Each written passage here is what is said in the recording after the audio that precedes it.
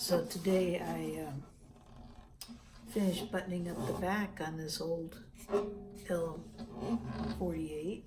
made in 1952. And while it looks a little rough, it's very surprising the sound that comes out of it. The action is absolutely tremendous. The neck is as straight as can be.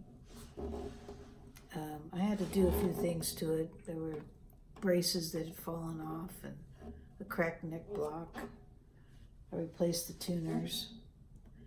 And I had to take the back off to do that, but it went together really well. So here it is. It didn't take long to bring it to this place. I've got a few more things I need to do to it, but just thought you might want to hear the sound.